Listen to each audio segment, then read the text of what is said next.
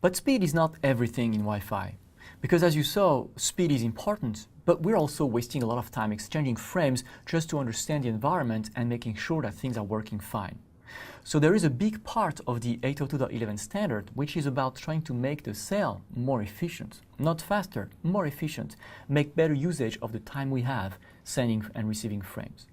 And there are a few amendments that you want to be aware of for the CCNA wireless and also for your work as a Wi-Fi engineer. One of them is 802.11r.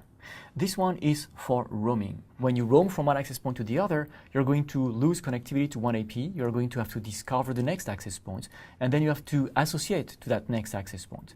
And this is going to take some time. So what 802.11r tries to do is to save on that reassociation time, that negotiation with the next access point. This is important when you have a real-time application like voice. You are on an access point and you have to move to another access point. If you have to go away from the main channel for too long, then you may be dropping some voice packets, and that's something you may hear. So for real-time applications and you have to roam between access points, it's very important that you are able to do it fast without interrupting the communication, or at least do it as few microseconds as you can.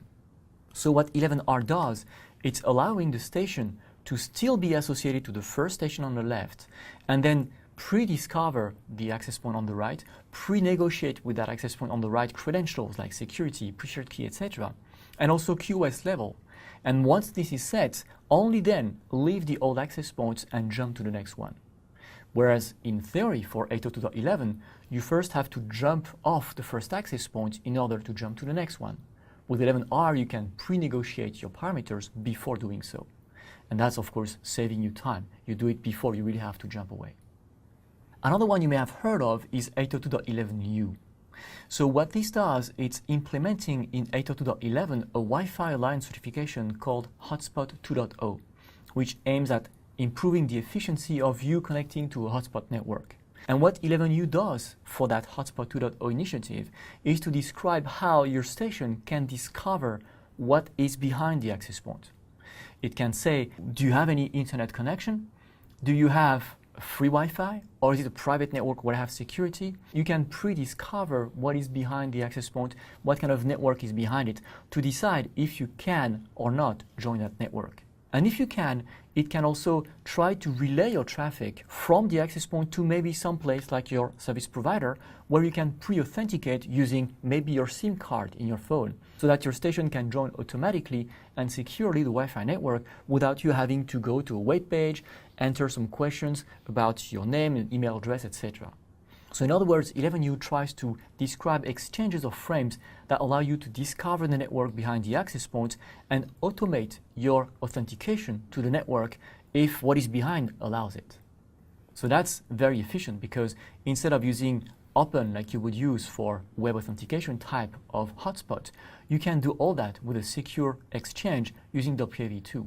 So you automatically connect to the network without the risk of having to send frames in the clear.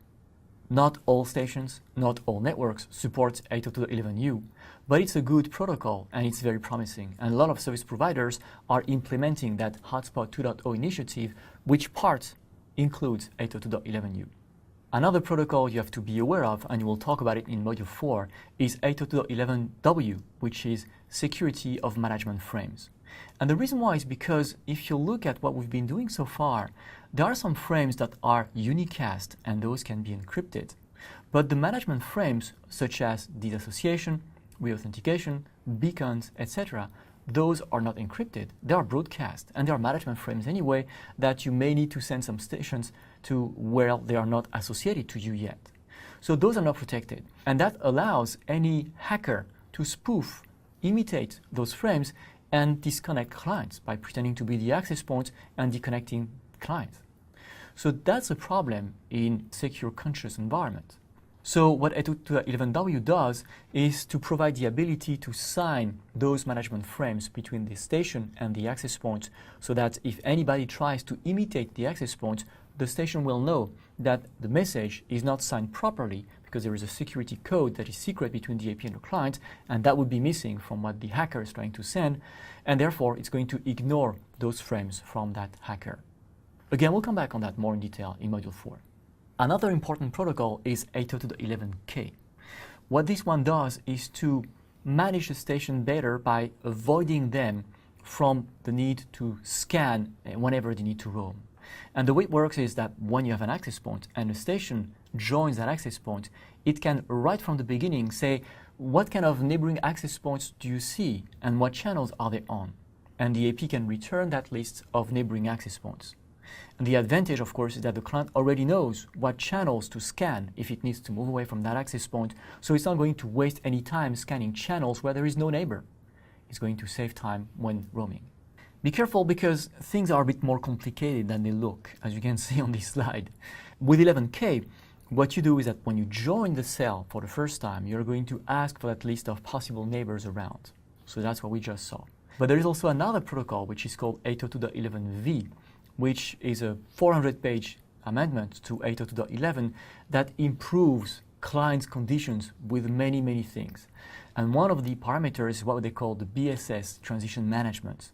And it does things that are close to 11K but are slightly different. With 11V, you will not only ask this question, what about your neighbors, when you join the cell, but that's a question you would ask when you get to the edge of the cell.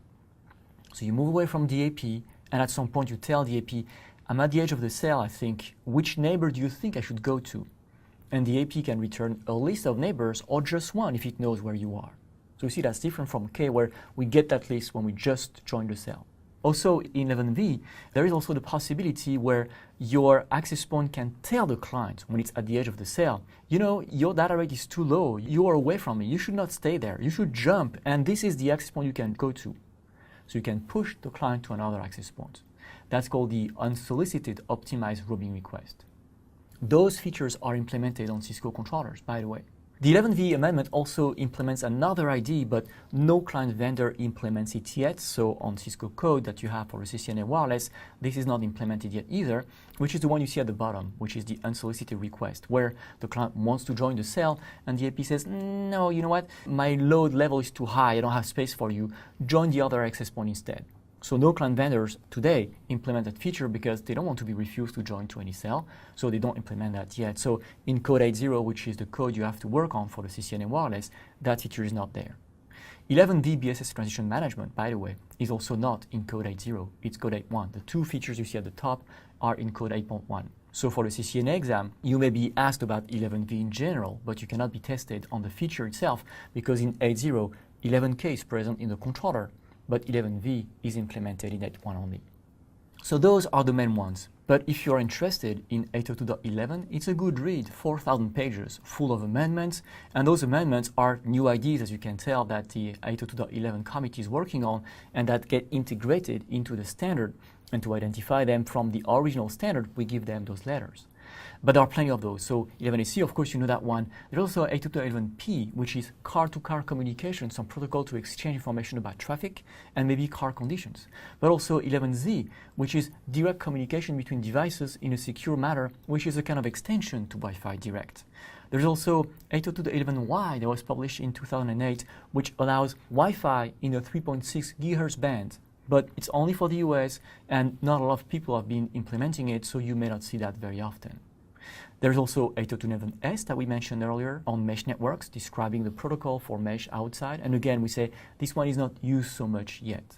And many others, like 11AA on video streams, 11AD for high throughput in 60 GHz, etc. So some of them are used as they are. Some of them are taken and sprinkled in some Wi-Fi Alliance certifications about different topics. Some of them are there available in case we need them one day, but not used yet. So you see, it's a wide world. In any case, the IEEE tries to bring as many features as it can into Wi-Fi so that the Wi-Fi Alliance has as many features as needed to implement Wi-Fi in any possible conditions.